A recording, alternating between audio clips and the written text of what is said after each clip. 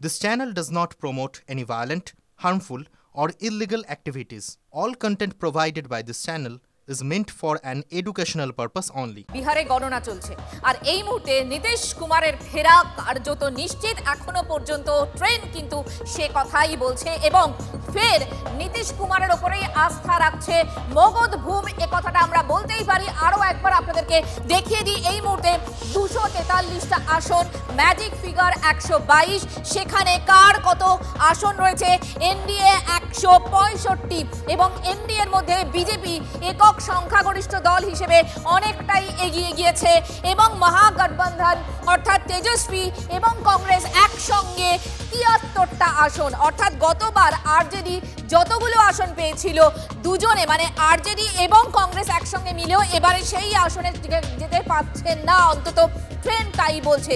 Jan Suraaj party, Prashant Kishor, সকলেই এই প্রশান্ত কিশোরের দলের দিকেও তাকিয়েছিলেন যে তিনি কার ক্ষতি করবেন, ভোট কাটবেন। এখনো পর্যন্ত জেএসপি একটা আসনে এগিয়ে এবং অন্যান্যরা 4টে আসনে এগিয়ে, ট্রেন্ড অন্তত তাই বলছে। আমি ফিরে এলাম আবারও ইলেকশন স্টুডিওতে। আমি মণিশঙ্কর বাবু আপনার কাছে আসবো, বলেছিলাম যে বিহার ভোটের এই ফলাফল দেখে আপনার এ রাজ্যের সাপেক্ষে কি মনে হচ্ছে? যে কথাটা আমি বারবার করে ভাবছিলাম সকাল থেকে, সেই কথাটাই আপনি বলে দিলেন যে যদি এসআইআর হয় তাহলে সেটা সব থেকে বেশি এফেক্ট হয় শাসক দল। মানে যেটা আজকের দিনে পশ্চিমবঙ্গে প্রচার বিজেপি, সেই জায়গা থেকে দাঁড়িয়ে দেখতে গেলে তাহলে হই হই করে তৃণমূল এখানে জিতবে, এরকম একটা ট্রেন্ড। আমি বলছি দেখুন যে বিজেপি যে এতগুলো সিট পাচ্ছে ওখানে, আমি বলছি এটা তো বিজেপির শুধুমাত্র ভোট নয়, এটা তো নীতিশের ভোট বা ওর দলের ভোট মিলিয়ে পাচ্ছে। একক মানে বিজেপি এনডিএ ছেড়ে দিয়ে যদি লড়তো তাহলে কটা ভোট পেত, যদি এইটা পেত তাহলে বুঝতাম যে বিজেপির ট্রেন্ড। সেটা নয়, পশ্চিমবঙ্গের দিকটা কিন্তু একদমই আলাদা। এখানে কিন্তু তৃণমূলের সঙ্গে কারো জোট নেই, সে একা লড়ে। তার মানে বিজেপি তার মানে বিজেপি যদি এখানে যদি সেই জায়গাটা করতে পারে, মানে ওই জায়গাটা থেকে পশ্চিমবঙ্গে হিসাব করা যাবে না। তা আরেক দ্বিতীয় কথাটা আমি বলছি যে এই যে এতগুলো রাজ্যে ইনক্লুডিং দিল্লিতে যে ভোটটা হয়ে যে জিতলো, দেখবেন এই তার মানে এই যে প্রকল্পগুলো মমতা ব্যানার্জি চালু করেছে সেগুলো অনেকটা তারা অ্যাডাপ্ট করেছে।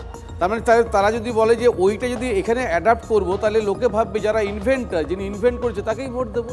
কারণ মমতা ব্যানার্জির প্রকল্পটা ওনারা অ্যাডাপ্ট করেছে, ওকে কেন দেবো? ইনভেন্টর তো মমতা ব্যানার্জি, তাকেই ভোট দেবো। ঠিকই বলেছেন যে ইনভেন্টারকে দেবে না, যদি কেউ টাকা নিয়ে ভোট দেয় তখন সে গুণে দেখবে কে কত দিচ্ছে এবং যে দেবো বলছে সে দেবোটা বিশ্বাসযোগ্য কিনা। এটা ঠিক মমতা ব্যানার্জি যেটা বলেছেন লক্ষ্মী ভাণ্ডারের ক্ষেত্রে অন্তত সেটা দিয়েছেন বা আরও অনেকগুলো প্রজেক্টে দিয়েছেন, কিন্তু উনি দিয়েছেন কিসের বিনিময়ে? উনি চাকরির দিয়ের বিনিময়ে টাকাটা দিয়েছেন, উনি মানুষের চাকরির বিনিময়ে টাকাটা দিয়েছেন, উন্নয়নের বিনিময়ে টাকাটা দিয়েছেন। এই যে জায়গাগুলো মানে এগুলোর কোনো প্রয়োজন নেই এমন একটা কথা বলছেন যে শুধু মাল দাও ভোট নাও। এই যে মানসিকতা, এই মানসিকতা থেকে বিহারের মানুষ যদি বেরোতে পারে তাহলে নিশ্চয়ই এখানকার মানুষও তার বাইরে থাকবে আমি বিশ্বাস করি। কারণ এর আগে উত্তরপ্রদেশে না বিহারে ওই রাহুল গান্ধী বলেছিলেন খাটাকাট খাটাকাট খাটাকাট, তাতে কিন্তু কাজ হয়নি, আর যেটা বলছেন যে এসআইআর হলেই যেটা শাসক দল জেতে, এটা সম্পূর্ণ কাকতালীয়। এসআইআরে নিশ্চয়ই মমতা ব্যানার্জির লোকসান হবে। এই কারণে 2002 কিন্তু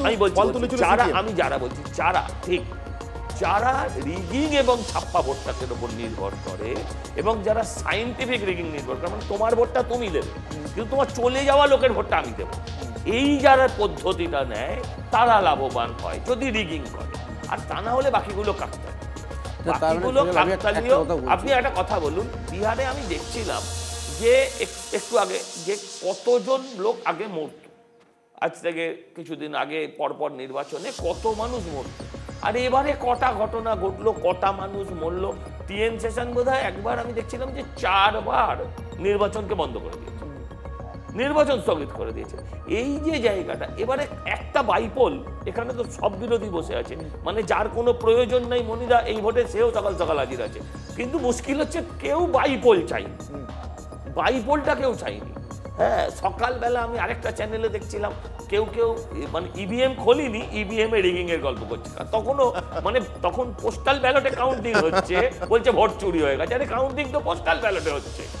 এই যে একটা মানসিক স্থিতি, এগুলো আমরা মানে এটা একটা অসুখ, এমনি কিছু বলার নেই। না আমি বলছি যে শুধুমাত্র এসআইআরটা প্যারামিটার বিজেপি জেতার এখানটাতে এসআইআরটা হলে সেটাই তো উঠছে না না এখন তো এই যে বলছিল না যে উল্টে দিচ্ছে এইটাই প্রবলেম হচ্ছে সজল প্যারামিটার এটা হতে পারে বাবু, এইটাই প্রবলেম। এই যতক্ষণ বললেন না উল্টে দিচ্ছে, এতদিন প্রোপাগান্ডা করছিল, এবার তোমরাও উল্টে যাচ্ছ। তোমরাও কিন্তু যখন বলতে শুরু করেছিলে এসআইআর আগে এসআইআরটা হলেই বিজেপি জিতে যাবে, এখন কিন্তু অন্য কথা বললাম। যারা এখন অন্য কথা বলছি, যারা একদম অন্য কথা না, ভালো করে শোনেননি, আপনার রাইট সাইডটা প্রবলেম আছে তো দেখিয়ে নেবেন। আরে বিজেপির কথা বলছি ভাই, তোমার কথা বলছি। আমি বলছি আমি যেটা বলতে চেয়েছিলাম, যারা রিগিং করে, মানে মনিদার ভোট মনিদা দিয়ে বেরিয়ে আসবে, কিন্তু মনিদার ছেলে ব্যাঙ্গালোরে চলে গেছে, ওর ভোটটা আমি মেরে দেবো, এই যে মাইন্ডসেট নিয়ে যে রাজনৈতিক দলগুলো আছে, যে এখন তৃণমূল একটা সময় সিপিএম ওই জায়গাটা ছিল, তাদের এসআইআরে লাভ লোকসানের গল্প, আদারওয়াইজ কোনো গল্প থাকার বিষয় না।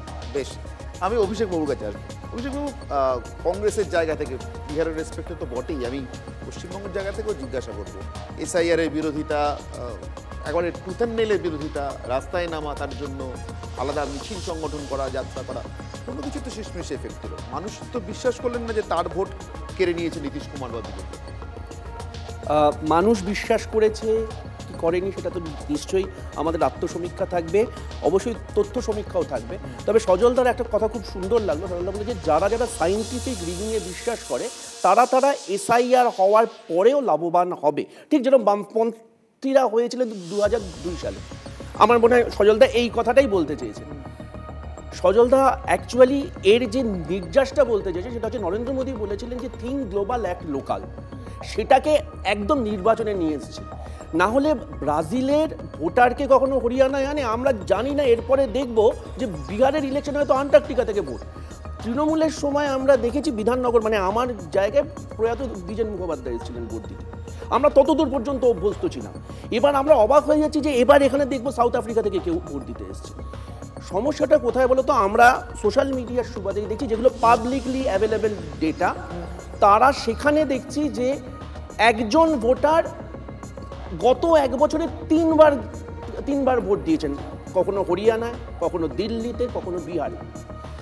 আমরা বারবার দেখতে পাচ্ছি যে এই যে পরিযায়ী ভোটার শ্রেণী তৈরি হয়েছে। কেন পরিযায়ী ভোটার শ্রেণী শব্দটা ব্যবহার করলাম, আমরা অলরেডি ব্যাঙ্গালোর দেখি, যেটা তুমি আজকে বাবুঘাটে চলে যাও, একটু আগে সজলদা উন্নয়নের কথা বলছেন, গত 6 মাসে যে পরিমাণ ভিড় সাধারণত আমরা যে পরিমাণ ভিড় বাবুঘাটে দেখি, বড়বাজারে দেখি, দুর্গাপুরে দেখি, দিদি আছেন, দিদি বলতে পারবেন, ছট পরবর্তী সময়ে বিভিন্ন দোকানে ঝাঁপ খোলেনি, ছটে যারা গেছে তারা ফেরত আসেনি।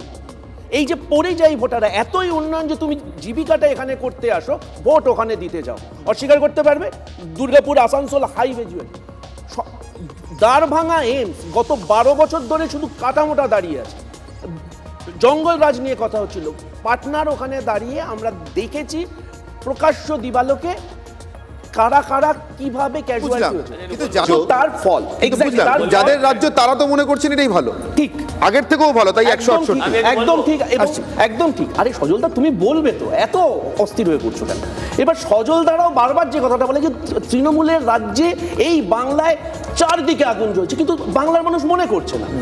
ভোট যদি সবসময় ন্যারেটিভের উপর নির্ভর করতো তাহলে তো হয়েই যেত, কিন্তু এখানে দাঁড়িয়ে সজলদা আমার সঙ্গে সহমত হবে যে জনসুরাজ পার্টি যেহেতু সরকার বিরোধী ভোট, দেখো সরকারের ভোট তোমরা যখন পার্সেন্টেজ দেখাবে 36%, 37%-এর বেশি ভোট পাবে না, আমি লিখে দিয়ে গেলাম। বাকি যে গত বছরের সঙ্গে 36.47 আর 36.23 ছিল, এবার দেখা যাবে পিকেট দল যে 10% পেয়েছে সেটা 36.2, অর্থাৎ বিরোধী ভোটটা ভাগ হয়েছে। এখানেও বাংলাতেও দেখবে যে যেটা সজলদারা বারবার বলতে চাই যে বামফ্রন্ট ভোট কাটুয়া, বারবার বলতে চাই যে কংগ্রেস এখানে আমাদেরকে হারিয়ে দেওয়ার জন্য চেষ্টা করছে, বাস্তবে সেটাই দাঁড়ায়। মানে যারা সরকারে থাকবে তাহলে আলটিমেটলি এখানে কংগ্রেস আর বামের ভোট কাটাতে মমতা বন্দ্যোপাধ্যায় জিতবেন না, না, না, তাই হবে।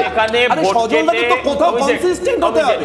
সজলদা যদি এই শর্তটা মানে যে আমরা ভোট কাটাতে, সজলদাকে এটা স্বীকার করতে পারে আমার নাম অভিষেক, আমি জানি বারবার ডাকতে হবে, তাহলে এটাও স্বীকার করতে হবে যে অধীর দা এবং সেলিম দাকে হারাবার জন্য বিজেপি দায়ী। আচ্ছা, সজলবাবু একই মানে আমি মানে সত্যি আমি ভাবছি যে কংগ্রেস ঘটলে যে কতটা নির্লজ্জ হওয়া যায়। আবার বলছি নির্লজ্জতার সীমাটাকে অতিক্রম করো না, আজকে তো সেই ডিবেট নয়। আমি বলছি যে তোমরাও তো এগোচ্ছ ভাই, সকাল থেকে 2 দেখছিলাম, এখন 10-12 দেখছো। এখানে সিপিএম 0, ওখানে সিপিএম 2। হ্যাঁ, তো সবাই এগোচ্ছে তো ওরা ওখানে, তো এত রাগারাগির কি আছে? যে কথাগুলো বললো এখানে এই সমস্যা, ওখানে দাঁড়ভাঙায় এমস দাঁড়িয়ে আছে, এগুলো তো পাপ্পু, হ্যাঁ, তারপর আরো যারা আছে তারা সবাই মিলে গিয়ে বলে এসছে। মানুষ না ফেকুর কথা তো শুনেছে, পাপ্পুকে তো ফেলে দিয়েছে না, পাপ্পুকে তো লোকে পরিত্যাগ করেছে। তোমার কথা অনুযায়ী হচ্ছে, আবার বললাম আবার এখন যেখানে এই পাপ্পু এর পরে ঘুরতে যাবে, মেসেজ করাতে যাবে, সেই সব দেশের রাজ্যের নাম, দেশেরগুলোর নাম বলছে। এই ধরনের কথার কোনো যুক্তি নেই। ভোট হচ্ছে বিহারে, প্রশ্ন তুলছে হচ্ছে হরিয়ানার, আর এখানে তেজস্বী যাদবের 2 কেন্দ্রে ভোট, এখানে পিকের 2 কেন্দ্রে ভোট। স্বীকার করার জন্য আমি অন্তত ধন্যবাদ জানাই, নির্লজ্জ হলেও এই সততার সঙ্গে স্বীকার করার জন্য ধন্যবাদ জানাই যে এখানে ওদের লক্ষ্য তৃণমূলকে জেতানো, প্রয়োজনে তার জন্য বিরোধী ভোটকে কাটা, এই যে সরল স্বীকারোক্তি, তার জন্য অন্তত ধন্যবাদ। আমি তো এটা বলতে পারি, আমি এই কথাটা কখন আমি বললাম ন্যারেটিভটা তো কোথাও কনস্ট্যান্ট রাখতে হবে, ন্যারেটিভটা তো কনস্ট্যান্ট রাখতে হবে। চন্দনবাবু অনেকক্ষণ অপেক্ষা করছে। চন্দনবাবু ছোটবেলা থেকে মানুষ এক করে চন্দনবাবু কথাই শিখোছো, কাজ শেখো, তাহলে তো এই রেজাল্ট হয় না। প্লিজ এক করে চন্দনবাবু, তুমি 4 বার দাঁড়িয়ে একবার অভিষেক বাবু প্লিজ ব্যক্তিগত না, আমরা তো পলিসি নিয়ে কথা বলছি, প্লিজ ব্যক্তিগত না। চন্দনবাবু, এই ট্রেন্ড যদি বজায় থাকে, আমি আবারও বলছি, সকাল থেকেই বারবার বলছি, এটা ট্রেন্ড, ফল নয়, এটা যদি বজায় থাকে তাহলে বামেদের ফলও কিন্তু বিহারে লক্ষণীয়ভাবে খারাপ হতে চলেছে, মানে এন্টায়ারলি। যদিও সিপিএম এর ফল আমি এখনো পর্যন্ত দেখছি ভালো 4, কিন্তু বামেদের অন্য শক্তি সিপিআই বা সিপিআই-এমএল যারা বিহারে বড় শক্তি ছিল এতদিন ধরে, তাদের ফল শোচনীয়ভাবে খারাপ লাগছে আগের বারের তুলনায়। কারণটা কি? আর সার্বিক এই ব্যর্থতার কারণটাই বা কি এখনো পর্যন্ত কি মনে হয়? দেখুন, এতক্ষণ ধরে আলোচনার মধ্যে যা আপনি যেভাবে শুরু করলেন, দেখে মনে হচ্ছিল তৃণমূল কংগ্রেসে বিহারে সিট দিয়েছে। ফলে তৃণমূল কংগ্রেস যেমন এসআইআর করলে উপকার হবে আশায় বসে আছে, সেই জন্য এসআইআর জন্য আগে বিএলও পাঠিয়ে দিয়েছে সব জায়গায়। স্কুলগুলো তালাচাবি বন্ধ করে দিয়ে স্কুলের ছেলেমেয়েরা উপকার আপনারা তো পেয়েছেন না, ওটা ছেড়ে দিন না, তৃণমূলের কথা বলছি, তারা তো এসআইআর বিরোধিতা করছে, কিন্তু এসআইআর উপকার পাবে আশায় বসে আছে। এবার হচ্ছে যে এসআইআর করে কিন্তু এই প্রথম এসআইআর, এই প্রথম বিহারে ভোট হলো, এর আগে ভারতবর্ষের ইতিহাসে কোথাও এসআইআর করে ভোট হয়। এবার তার মধ্যে অনেক কিছু সজল অত টেকনিক্যাল যে দিকগুলো তো অত বোঝে না, সেই জন্য বলতে পারে না, কিন্তু এটা তো ঠিক কথা যে এসআইআর করার পরে বেশ কিছু নাম বাদ গেল, আর কিছু মৃত ভোটের নাম বাদ গেল। আচ্ছা, এতক্ষণ সজলবাবু বা বিজেপি 2014 সালে ক্ষমতায় এসছে, 2024 পর্যন্ত দ্বিজেন মুখোপাধ্যায়দেরকে ভোটার লিস্টে অ্যালাউ করার অপেক্ষা করছিল, তৃণমূল খেলা হবে করে প্রত্যেক বছর গান গাইবে। কেন কাটলো না নামগুলো? কেন সেন্ট্রাল ইলেকশন কমিশন বা স্টেট ইলেকশন কমিশন দ্বারা কোনোদিন অভিযোগও করছিল না? মরা ভোটারগুলো তৃণমূল কংগ্রেসের লক্ষ্মী, ওরা এখানে মরা ভোটার, শিফটেড ভোটার, এগুলোদের লক্ষ্মী, এগুলো রেখে দেবে এবং ভোটটা দিয়ে জিতে গিয়ে খেলা হবে বলবে। প্রশ্নটা এই জায়গায় না, প্রশ্নটা হচ্ছে এসআইআর করতে গিয়ে তৃণমূল কংগ্রেস বা বিজেপি তাদের দুই পক্ষেরই এখানে সুবিধা হচ্ছে কি না, মৃত লোকের নাম বাদ যাবে, বাইরে প্রচার হচ্ছে মুসলমানের নাম কেটে দেবো, কিন্তু সিএএ ফর্ম ফিল আপ করিয়ে হিন্দুদের ভোটগুলো যদি ফেরত আসে। আপনি অর্জুন সিংয়ের কথা শুনলেন না? আপনি চাকরি বাকরি, আপনি পশ্চিমবাংলার ছেলেমেয়েরা বাইরে চলে যাচ্ছে, আপনি বিহারের ছেলেমেয়েরা কাঁধে ব্যাগ পিঠে ব্যাগ নিয়ে গোটা ভারতবর্ষ ঘুরে বেড়াচ্ছে, এগুলো তো ইস্যু না। বিহারে গিয়ে প্রধানমন্ত্রী বলেলেন ঘুষপেটিয়া, কজন ঘুষপেটিয়া বিহারে বার করতে পেরেছে? আমি ঠিক রেজাল্ট মানে এই নয় যে মাননীয় প্রধানমন্ত্রী যা বলে এলেন সেই কথাটা মিথ্যে কথা। তাহলে একটা কথা তিনি বলেন বিহারে ঘুষপেটি, একটা কথা, তাহলে কি 34 বছর ধরে আপনাদের যে ওই অসাধারণ রেজাল্ট ধরে নেবো সেগুলো সব মিথ্যে? মানে মানুষ একরকম থেকেছেন আর একরকম ভোট দিয়েছেন? কেন? না কি মানে 19 বছর পর যদি লোকে একটা জোটকে আগের বারের থেকে দেড় গুণ বেশি ভোট দিয়ে নিয়ে আসে, সিট দিয়ে নিয়ে আসে, আর 34 বছর ধরে আপনাদের 34 বছর ধরে 34 বছরের সঙ্গে এটা তুলনা করতে যাচ্ছেন তো? এতদিন ধরে কথাটা বলতে দাও প্লিজ প্লিজ। আরে প্লিজ হয়েছে, ওসব ফেসবুক কথা ছেড়ে দাও। এখন প্রথম আজকে সজল বাবুকে বলতে হবে এত গলাবাজি করছেন তো। দাঁড়ান না, একজন ঘুষপেটিয়া বিহারে পুরুলিয়াতে কটা ঘুষপেটিয়া, আরিওয়ারাতে কটা ঘুষপেটিয়া, আগারিয়াতে কটা ঘুষপেটিয়া, প্রত্যেকটা জায়গায় মিটিং করে করে আপনারা বলে এলেন এখানে বিদেশের ঘুষপেটিয়ায় ভর্তি হয়েছে। না ইলেকশন না না না না সব কটা জিতে গেলে কি হবে? তোমরা মিথ্যাবাদী, দেশের প্রধানমন্ত্রী মিথ্যাবাদী, দেশের স্বরাষ্ট্রমন্ত্রী মিথ্যাবাদী। আরে চন্দনবাবু, আমরা ব্যক্তি থেকে আবার ফলে ফিরে, না ব্যক্তি নয়, এটা বড় কথা। দেশের স্বরাষ্ট্র আমি পলিসির কথা তো ভুলে যাচ্ছেন সবাই। 34 বছর এসআইআর এ ঘুষপেটিয়া বলেনি। না না, আমি আজকে ভুলে যাচ্ছেন না, কেন ভুলবো? না মিডিয়া হলে আপনি ভুলে যাবেন। না নিশ্চিতভাবে বলেছেন। এই তো পরশুদিনও বললাম, আরে এই তো পরশুদিন তার আগেও বলেছেন, সেটা বলছি। তাহলে সেই ইস্যুটা কি হলো? তাহলে 34 বছর ধরে আপনারা কি তাহলে কাজ না করে আমি বলছি সিপিএম কখনো ব্যক্তির বাইরে বেরোতেই পারবে না। আরে কোনোদিনও না। তোমরা মোদির বাচ্চা হয়ে গেছে। বলতে দে ভাই, প্লিজ প্লিজ আমি বলছি আরে মোদিজির বাচ্চা ছিল। প্লিজ ব্যক্তিগত পেছনে মার্কস আছে, মার্কস তো একজন ব্যক্তি, তো তারা ব্যক্তির বাইরে কি করে বেরোবে? এটা হতে পারে না। কিন্তু যেমন চাকরির বাইরে তোমরা বেরোতে পারবে না। যেমন কেন এক এক করে বিজেপি জিতেছে, মানে বিজেপি সব জায়গায় রাজনীতি নিয়ে তো না না, আগে বলো বিহারে কজন আমি বলছি তোমরা সেলিব্রেট করো বিহারে গিয়ে। আরে আমাদের আগে ছিল জানো না তাই? আরে ওখানে 2 ছিল, না আগে অলরেডি 7 দেখাচ্ছে। 12 হ্যাঁ এখন 12 দেখাচ্ছে, মানে কংগ্রেসের থেকে এগিয়ে গেছে সম্ভবত। এই জায়গাটা তোমরা সেলিব্রেট করো। না না সেলিব্রেট আমরা সেইভাবে করব যাবে মোদিজি। এই ক্র্যাচ নিয়ে দুটো ক্র্যাচ ছিল মোদিজি। তাহলে তোমার একটা চন্দ্রবাবু নাইডি, তার আগে চন্দ্রবাবু নাইডি মালা হয়ে যাবে। আজকে নীতিশ তোমার ছবিতে মালা হয়ে যাবে, সে সম্ভাবনা নেই। না তোমরা হয়ে যাবে।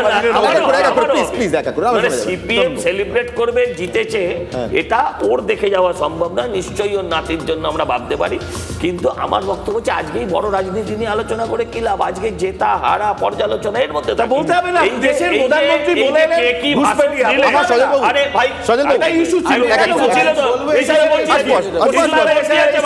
ইস্যুতে ভোট দিয়েছে, পশ্চিম বাংলায় এসআইআর ইস্যুতে মেনে নিয়েছে। এখানে ঘুষপেটিয়া আছে বলেছে তো, কোথায় চেক করি?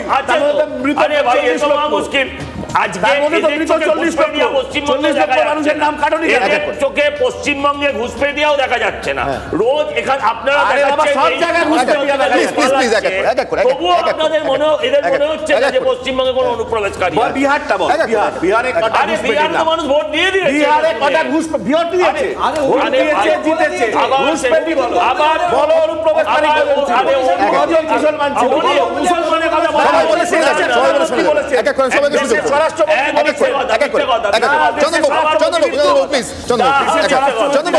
আমি তো বলার সুযোগ দিচ্ছি এক এক করে, প্লিজ। সজলবাবু, আবারও ফিরে এসে আপনার কাছে একটাই প্রশ্ন। এসআইআর চালু হওয়ার আগে থেকে এসআইআর চালু হওয়ার পরে, মানে এখন ধরে নিন এত কত 5 কোটি 6 কোটির উপরে এনিউমারেশন ফর্ম বিলি হয়ে গিয়েছে। আমি কিন্তু বারবার বিজেপি নেতাদের মুখে একটা কথা শুনে এসেছি, গত 1 মাস যদি ধরেন, আপনি আমাকে এটা মিডিয়ার ন্যারেটিভ চেঞ্জ বলতে পারেন, আমি আপনার সেই আগাম সেই গালিগালাজটা ধরে নিয়েই বলছি। না না ধরে নিয়ে বলছি না, আপনারা বললেই বলে মিডিয়া পাল্টি গেছে। আমি বলছি আপনাদের কিন্তু মূল থিম ছিল, আপনাদের মূল ন্যারেটিভ ছিল এসআইআর এসে গেছে, এবার তৃণমূল চলে যাবে। বিহার থেকে কি এটা শিক্ষা নেবেন? এসআইআর এর সঙ্গে কারোর যাওয়া না যাওয়া সম্পর্ক নেই। আপনাকে আমি বুঝিয়ে বলি, আমি প্রথমে বলেছি যে তথ্যগুলো আপনারা দেখাচ্ছেন যে এসআইআর সবসময় শাসক দলের পক্ষে গেছে, আমি বলেছি সেটা বেশিরভাগ ক্ষেত্রেই কাকতালীয়। আর 2-4টে হচ্ছে যারা ভোট দখল করে তাদের জন্য প্রবলেমেটিক। আর আমার বক্তব্য হচ্ছে যে আমাদের সঙ্গে গত লোকসভার নির্বাচনের নিরিখে যদি মোট ভোটের হিসেব দেখেন, তাহলে দেখবেন 40-45 লাখ ভোটের ডিফারেন্স। এবং এই যে 40-45 লাখ ভোটের ডিফারেন্স, এখান থেকে যদি 70-75 লাখ ভোট বাদ যায়, আর নিশ্চয়ই এনটিআর ওই 40-45 লাখ থেকে যাবে না, তাহলে একটা বিরাট অংশের যে মরে যাওয়া, চলে যাওয়া অনুপ্রবেশকারীদের যে ভোট, সেই ভোটটা যদি না পড়ে তাহলেই তৃণমূল আসবে। এইটা আমাদের পরিষ্কার বক্তব্য ছিল। হ্যাঁ, এই বক্তব্যটাতে আমার কোনো আপনার পাল্টি খাওয়ারও কোনো কথা নেই, আপনার ওপর আমার কোনো রাগ নেই, আর গালাগালি ছিছি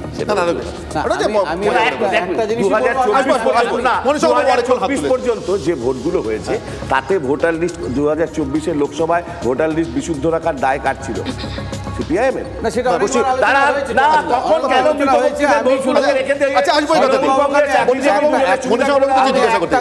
দিনের পর দিন নমিনেটেড আইএস আর ডাইরেক্ট আইএস দুটোর মধ্যে অনেক ডিফারেন্স থাকে। ডাইরেক্ট আইএস যারা পাস করে সোজাসুজি গিয়ে পরে ডিএম টিএম এসব র্যাঙ্কে হয়ে যায়, আর নমিনেটেড আইএস মানে বিডিও এসডিও হওয়ার পরে। আমার কথা হচ্ছে যে এই যে রেজাল্টটা বিজেপির, এইটা যদি একক বিজেপি থাকতো, মানে নীতিশের সঙ্গে না থাকতো, তাহলে তার একটা আলাদা রকম মাধুর্য ছিল। তার মানে যদি মনে হয় যে জোট মানে কারুর সঙ্গে না গিয়ে বিজেপি আসতে পারবে না, সেটা যদি রিয়েলাইজেশন হয়, তাহলে পশ্চিমবঙ্গে আসার জন্য কার সঙ্গে জোটবদ্ধ করার জন্য বিজেপি আছে। তো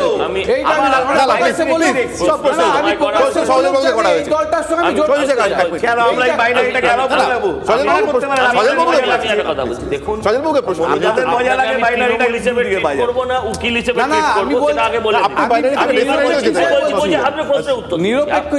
তৃণমূল হিসেবে ট্রিট করে বলছি যে আপনাদের মনে রাখতে হবে যে কংগ্রেসের থেকে জন্ম হচ্ছে এই তৃণমূল কংগ্রেসের, এবং জন্মলগ্নের বক্তব্যটা ছিল যে ওরা কংগ্রেস হচ্ছে তরমুজ, কংগ্রেস হচ্ছে সিপিএম এর বিটিং। জন্মানোর কয়েক বছরের মধ্যেই সেই কংগ্রেসের আবার হাত ধরতে হয়েছিল, শেষ করে নিয়ে জোট করতে হয়েছিল। হ্যাঁ, এবং তারপরে এসইউসিআই, যেটা একটা কমপ্লিটলি আলট্রা লেফট পার্টি, হ্যাঁ, ওদিকে ওই কি নাম কিষাণজি, তারপরে আরো অনেক ছোট ছোট অনেক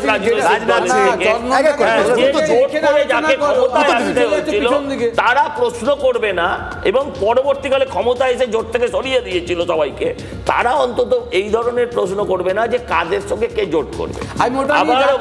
আপনাদের সঙ্গে কেউ করবে না, কারণ করলেই চাকরি চুরির দায় লেগে যাবে, রক্ত লেগে যাবে। অতএব আপনাকে প্যাসিভ ভাবে কংগ্রেস এবং সিপিএম আপনাকে সাপোর্ট করবে, কিন্তু ডাইরেক্ট জোট করতে পারবে না। যদি মনে হয় যে জোট করতেই হবে, তাহলে কার সঙ্গে করবে না? অভিষেক সঙ্গে আমার মহানন্দা দিকে জাস্ট তরমুজের প্রসঙ্গে আমার হঠাৎ মনে হলো, এখন মনে হয় সজল দ্বারা হচ্ছে কুমড়ো, বাইরেটা সবুজ ভেতরটা গেরুয়া, কিন্তু আমি ওই দিকে যাচ্ছি না। কিন্তু সমস্যাটা কি বলতো, সমস্যাটা হচ্ছে কে বিরাট আর কে ভাঁড়, আমি যে প্রসঙ্গটাই আজকে আসতে চাইছি যে দেখো এখন জেডিইউ 74, এবার সেখানে দাঁড়িয়ে জেডিইউ যদি কালকে ওরা কিন্তু ঘোষণা করেনি, সেখানে দাঁড়িয়ে নীতিশ কুমারই একদম নাম অফিসিয়ালি ঘোষণা হয়নি। কালকে যদি আজকে যেহেতু বিজেপির লার্জেস্ট পার্টি, সম্রাট চৌধুরী বলে আমি মুখ্যমন্ত্রী হব, কালকে কিন্তু আমি অবাক হব না যদি নীতিশ কুমার নিজেরা ভালো করে জোটটা করতে পারলো না বিহারে, তারা আবার দেখতে অবাক হবে।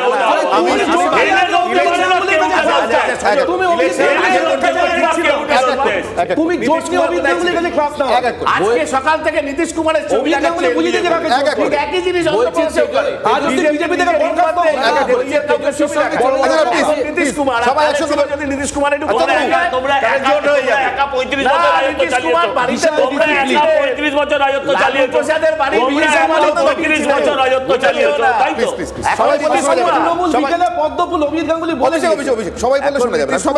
সুযোগ দিচ্ছি তো। মহানন্দাদি, বিহারের এই ফলাফল, আপনি যেহেতু রাজনৈতিক বিশ্লেষক, আমি আপনার কাছ থেকে জিজ্ঞাসা করবো। প্রত্যেকে তো নিজের নিজের মতো করে এর থেকে একটা গ্রিন লাইন বার করার চেষ্টা করবে, কিন্তু সত্যি সত্যি কার জন্য ভালো ইঙ্গিত, কার জন্য খারাপ ইঙ্গিত আপনার জায়গা থেকে? দেখুন, ভোটটা বেসিক্যালি দুটো জিনিসের ওপর ডিপেন্ড করে। একটা হচ্ছে সংগঠন, আর দ্বিতীয়টা হচ্ছে আর্থসামাজিক পরিস্থিতি। সেটা এক একটা রাজ্যে এক এক রকম। এখানে আমি অনেক রকম কম্প্যারেটিভ ডিসকাশন শুনছি, একটার সঙ্গে একটা মেলানো যাবে না। ভারতবর্ষের যে বৈচিত্র্য, সেটা ভোটের ক্ষেত্রে এবং রাজনীতির ক্ষেত্রে ভীষণভাবে প্রতিফলিত হয়। আমার দু একটা কথা বলার আছে। অবশ্যই এনডিএ এগিয়ে গেছে, জয় সবসময় কনগ্র্যাচুলেট করা উচিত, কিন্তু দু একটা ব্যাপার বিহারের সম্বন্ধে মানুষকে জানতে হবে। সেটা হচ্ছে যে বিহার, একটু আগে কেউ কেউ বলছিলেন যে উন্নয়নের জোয়ার এনেছেন। উন্নয়ন মানে কি? উন্নয়ন মানে কি শুধু ভোটে রিফ্লেক্টেড হওয়া, কতগুলো রাশিফল? তা তো নয়। বিহার হচ্ছে এমন একটা রাজ্য যেখানে এখনও 75 বছর স্বাধীনতা, 77 বছর স্বাধীনতার পরে এখনও মাথাপিছু আয়, শিক্ষায়, কর্মনিযুক্তিতে একটা পিছিয়ে পড়া রাজ্য। হ্যাঁ, নিশ্চয়ই মাননীয় প্রধানমন্ত্রী লাস্ট বাজেটে প্রচুর তাদের পরিকাঠামো উন্নয়নের জন্য আইআইটি ডেভেলপমেন্ট, নানা রকমের মানে প্রকল্প ঘোষণা করেছে, কিন্তু প্রকল্প ঘোষণা করা আর তার বেনিফিট সাধারণ মানুষ, গ্রাসরুট লেভেলের মানুষের কাছে পৌঁছানো এক জিনিস নয়। এবং একটা কথা বলছি আমি, এটা প্রসঙ্গেই যে পিছিয়ে পড়া তো কোনো রেসপেক্টে আমরা মানে পশ্চিমবঙ্গের ক্ষেত্রে, কিন্তু আমি বলছি যে 19 বছরের রাজত্বকালে আগের পিছনো থেকে এগিয়েছে না আগে যা পিছিয়ে ছিল তার থেকে আরো পিছিয়েছে? দেখুন, এখানে মহিলা ভোট একটা বিশাল বড় ফ্যাক্টর, কিন্তু আমার এখানে একটা বক্তব্য আছে। শুধু মহিলাদের অ্যাকাউন্টে 10,000 টাকা দিয়ে সব মহিলাকে কি উদ্যোগপতি বানানো যায়? যায় না। তাদের যদি যথার্থ উন্নয়ন করতে হয়, তাদের কর্মনিযুক্তি কোভিডের পর থেকে রিমার্কেবলি কমে গেছে, সমস্ত ডেটা বলছে। তাদের শিক্ষার উন্নয়ন করতে হবে, তাদের সচেতনতা বাড়াতে হবে। আমরা কি দেখছি যে এখনও 78,120টা স্কুলের মধ্যে 16,000 স্কুলে বিদ্যুৎ নেই।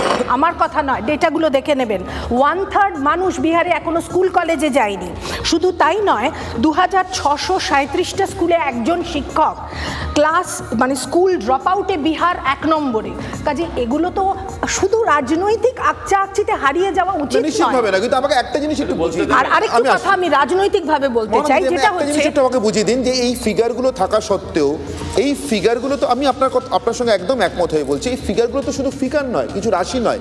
এই ফিগারগুলোর ভিতরে কোটি কোটি মানুষের মুখ লুকিয়ে আছে, প্রত্যেক দিনকার জীবন, রুজি রুটি, জীবিকা, তার জীবন সংগ্রাম লুকিয়ে আছে। এই মানুষগুলো তাদের এই রুটি রুজি, জীবন জীবিকা, জীবন সংগ্রাম নিয়ে একটা পার্টি বা একটা জোট যারা 19 বছর ধরে বিহার শাসন করছে, আমি মাঝে একটা ব্রিফ পিরিয়ড বাদ দিচ্ছি, তখন বিজেপি সঙ্গে ছিল না, বাকি সময়টা প্রায় মোটামুটি এই জোটটাই, তাদেরকে আগের বারের তুলনায় 1.5 গুণেরও বেশি আসন দিয়ে ব্যাক করাচ্ছেন। এই 183 যে ফিগারটা দেখছি আমি, এই ট্রেন্ড বজায় থাকলে অন্তত 170-75-এর ধারে কাছে তো শেষ করবে এনডিএ। কেন? তারা খারাপ আছেন বলে? এবার আমি আসছি, আমি তো আর্থসামাজিক দিকটা বললাম, এবার রাজনৈতিক দিকটা বলছি। সেটা হচ্ছে যে রাজনৈতিকভাবে যদি কোনো দলকে জিততে হয় তাহলে প্রথমত তার সংগঠন নাম্বার 1। সেকেন্ড যেটা হচ্ছে যে বিরোধী কারা, বিরোধী গণতন্ত্রে বিরোধীদের তো একটা বড় জায়গা রয়েছে।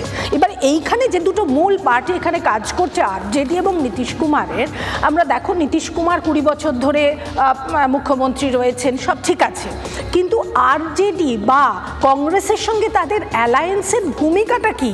আমরা লাস্ট মোমেন্ট অবধি দেখেছি যে মহাগঠবন্ধনে তাদের মধ্যে মতভেদ, এবং মাননীয় রাহুল গান্ধী এই যে কৃষ্ণ আল্লাভুরুকে আনতে চাইলেন, এটা নিয়ে একটা জোট তৈরি হলো। তার মানে মানুষ যদি দেখে যারা বিরোধী তাদের মধ্যে এত মতভেদ, একমত তৈরি হচ্ছে না, এবং সেটা লাস্ট মোমেন্ট অবধি হয়েছে, তাহলে মানুষের ভরসার জায়গাটা তারা কোথা থেকে পাবে? এইটা রাজনৈতিকভাবে অত্যন্ত গুরুত্বপূর্ণ, এবং এটা শিক্ষা নিতে হবে। আপনার কাছেও আসবো, একটু অভিষেকের কাছে আসতেই হবে। অভিষেক, 30 সেকেন্ডে কোয়ালিশন পলিটিক্স নিয়ে কংগ্রেসের দাদাগিরি কি বিহারের খারাপ ফলের জন্য অন্যতম কারণ? দেখো, মানছেন, মহানন্দী সেদিকে ইঙ্গিত করছে। দেখো, পরিসংখ্যান তাই বলছে না। গত বছর মানে 2020 সালে কংগ্রেস 70টা সিটে লড়াই করেছিল, এবার 61টা সিটে লড়াই করেছে। গত লোকসভায় 2024-এর স্ট্রাইক রেট আরো খারাপ হয়েছে। স্ট্রাইক রেট ইনফ্যাক্ট আরজেডিরও খারাপ হয়েছে। সমস্যাটা হচ্ছে যে স্ট্রাইক রেট কেন খারাপ হয়েছে, কোথায় মানে কি সমস্যা? দেখো, মানে রোগী মারা যাওয়ার পর পোস্টমর্টমে অনেক কথা বলা যায়, কিন্তু তুমি যদি 2024 ইলেকশন দেখো, সেখানে আমাদের ক্ষেত্রে আমাদের মানে ক্যান্ডিডেটকে আমরা দাঁড় করাতে পারিনি, তাকে নির্দল হয়ে সাংসদ হতে হয়েছে। উদাহরণ পূর্ণিয়া, এই ঘটনাও রয়েছে। অর্থাৎ এই যে দাদাগিরি চলছে কংগ্রেসের, এটা এমন একটা কি বলবো, এমন একটা থিম যে থিমটার কোনো বাস্তবতা নেই। যদি বাস্তবতা থাকতো তো একদম সংক্ষেপ। চন্দনবাবুর কাছে একটা শেষ প্রশ্ন, সাধারণ প্রশ্নের উত্তরটা আগে দিয়ে নিই, যে কেন এটার পরেও ব্যাক করে আসছে।